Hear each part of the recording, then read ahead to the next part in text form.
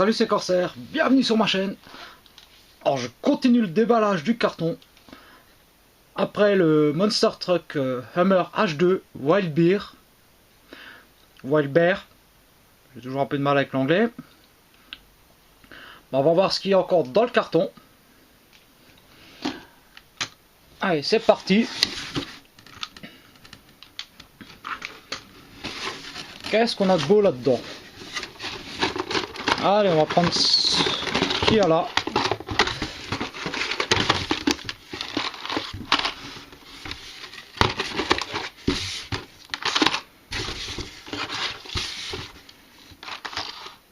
Bon, et bien nous avons une série de 6 culs.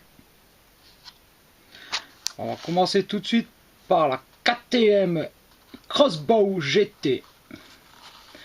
Donc Metal and Plastic Parts 6 culs. Alors c'est la première fois que j'achète du 6 culs. Bon, les blisters ça va, ça s'ouvre tout seul. Bon, ah tiens. Oh là. Putain, faut une loupe pour voir ce qu'il y a là-dedans. Donc apparemment c'est un peu le prospectus de ce qui semble être dispo. Voilà. Alors, énormément de véhicules. Apparemment des genres de playset diorama. Ah tiens, il y a des trucs qui ont l'air pas mal là en bas. Bon, KTM Crossbow. Est-ce qu'il y a une échelle là-dessus, juste pour voir? Non. Par contre, j'aime bien ce qu'il y a sous le châssis. Bon, donc on va déjà voir le Crossbow. Donc KTM qui est connu pour ses motos, notamment dans le rallye Paris-Dakar. Donc, jantes noires, ah, les pneus, il y a des sculptures dessus. Petit logo KTM sur l'avant. On a les feux qui sont apparents. L'emplacement de la plaque d'immatriculation. Donc les rétroviseurs. Ce qui est sympa, c'est qu'on a le pilote à l'intérieur, casqué. Et en plus, voilà, il est dans une position un peu de conduite, quoi. Voilà, avec les mains sur le volant. Alors la caméra, je sais pas si j'aurai bien le montrer, mais voilà, on a pas mal de détails à l'intérieur. On a le volant, le levier de vitesse. On a l'armature de la voiture. Donc à l'arrière, les feux, les pots d'échappement. En tout cas, elle est stylée, hein. Voilà, elle est plutôt sympa, hein. Ça c'est une belle petite miniature, hein.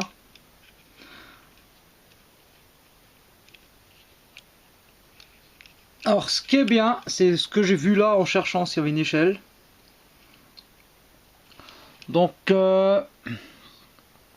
285 chevaux, vitesse 231 km/h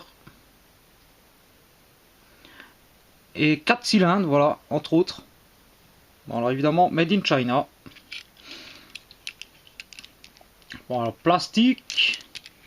Apparemment, il y a beaucoup de... Ah, non. Cette partie-là est en métal. Le reste est en plastique, hein. En tout cas, elle est sympa. Bon, allez. Bugatti Chiron.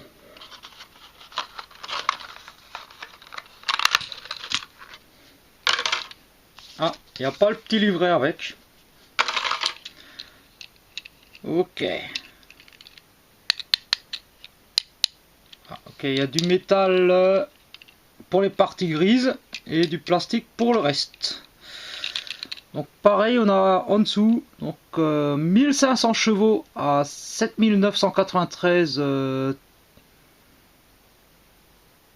Ah ouais, d'accord. 1500 chevaux, voilà.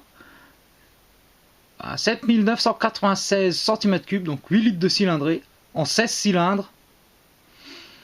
420 km/h.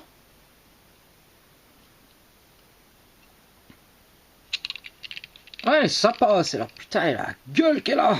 Elle est terrible, hein. Et on voit bien la voiture fabriquée à Molsheim. Hein. Voilà, le petit C ici dans la portière.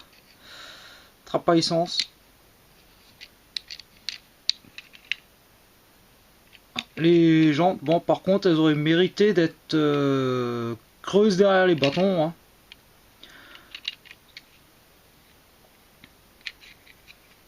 Ah, ouvrant. Alors ouais, c'est assez particulier pour ouvrir les portières. Hein.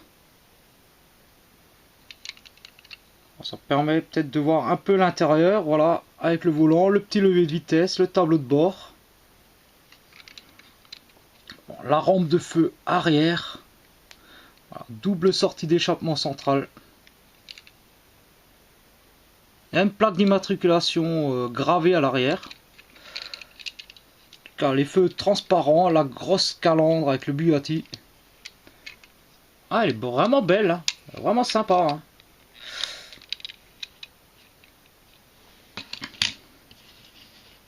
Ok, on passe à la suite. On va prendre quoi? Allez. Lamborghini Veneno.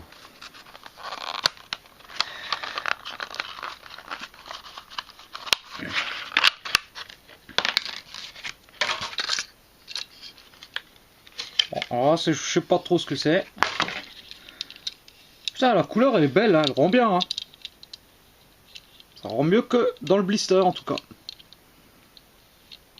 Un grand pare-brise noir fumé. Sigle Lamborghini sur le capot. On a les feux avant. Voilà, le gros déflecteur avant. Ouais, alors là, je viens de voir un truc. Ouais, alors là, c'est un peu décevant. Hein. Enfin, quoique. Ça appartient tous les deux à Volkswagen, donc ça peut paraître logique d'avoir les mêmes jantes. Hein. Bon, manque les rétros. Dommage.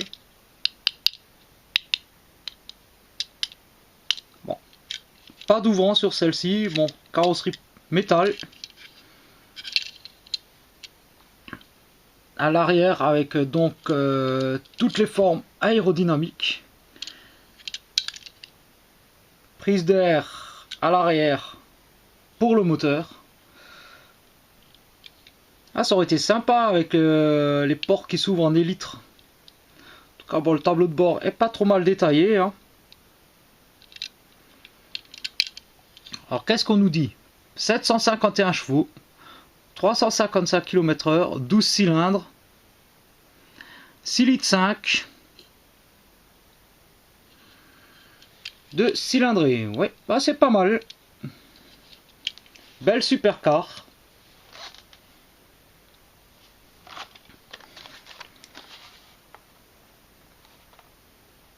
Bon, allez. Mercedes-Benz SLS AMG.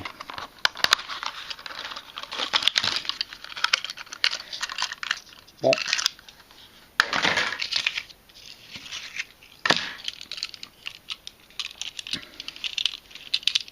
Noir mat, comme toutes les AMG. Je suis en train de chercher le métal. On dirait qu'il n'y a pas beaucoup de métal sur celle-là. Hein. Si, apparemment, là, les ailes. Partie avant semble en métal. Apparemment, les portières sont peut-être en plastique. Les portes papillons. Donc, avec l'intérieur, voilà, plutôt bien détaillé. Alors, voilà, malheureusement, les jantes, hein, 5 branches, mais toujours aussi pleines derrière. Ça, c'est dommage. En tout cas, il y a des beaux petits détails comme ça sur la carrosserie. Ici, les prises d'air. Voilà, la calandre avec le fameux sigle Mercedes. Feu transparent. Prise d'air sur le capot. On a les rétros qui sont présents. À l'arrière, feu rouge translucide. SLS, AMG et le sigle Mercedes.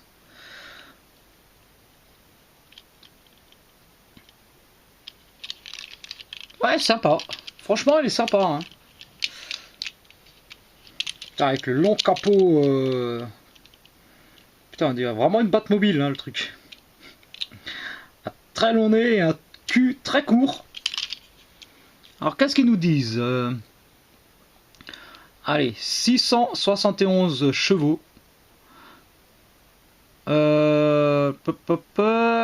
6 litres 2 en 8 cylindres et 317 km/h vitesse de pointe. Hop. Elle envoie du pâté. Elle est terrible, hein. J'aime bien le noir mat, quoi. Ouais, qu'à voir, voilà, la Chiron elle a du noir brillant. Voilà, on le voit tout de suite, noir brillant, et la AMG qui est en noir mat. Alors je trouve que ça lui va vachement bien, quoi.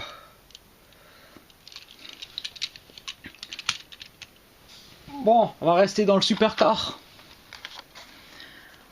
911 Turbo S Cabrio. Je suis obligé de donner la marque. Si tu sais pas de quelle marque est une 911, rentre chez toi. Ok, pas d'ouvrant.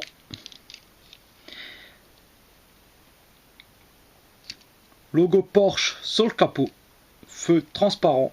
Prise d'air noire. Plaque d'immatriculation gravée. Alors elle est de la couleur de la carrosserie. Alors le bleu, je trouve que ça passe encore parce que c'est un cabrio. Alors les jantes noires, 5 branches. Alors pareil, c'est fermé derrière. Hein. Bon, on a les rétros. Alors l'avantage du cabrio, c'est qu'on voit normalement plutôt bien à l'intérieur. Hein.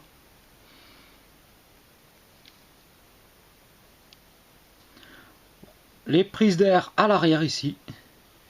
On a le rangement de la capote. Donc c'est une 4 places. Enfin 2 plus 2 parce que bon 2 places à l'avant et mais 2 schtroumpfs à l'arrière. Plaque arrière, le Porsche, tempo pour les feux arrière. Plutôt réussi. 4 sorties d'échappement.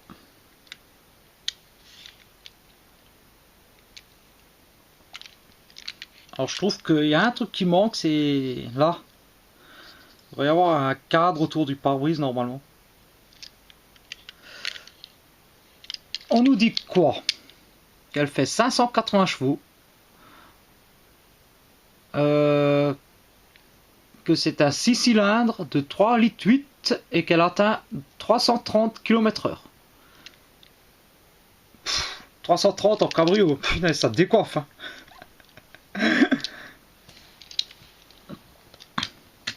Bon, après les supercars, un bon vieux Jeep Wrangler.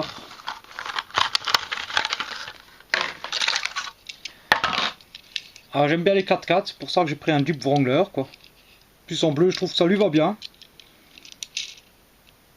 Grosse roue, jantes 5 branches.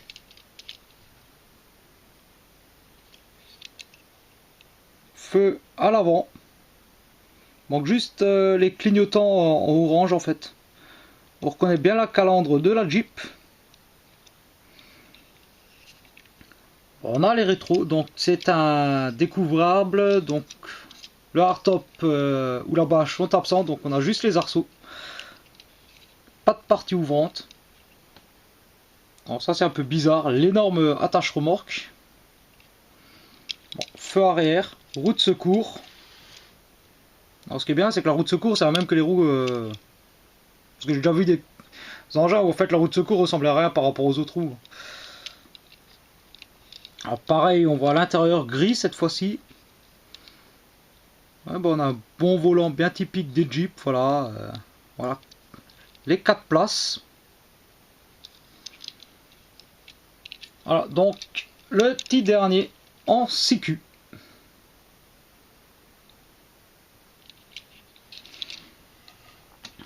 Je connaissais pas la marque, je me suis dit j'en prends quelques-unes, des modèles qui me plaisent, pour voir ce que ça vaut.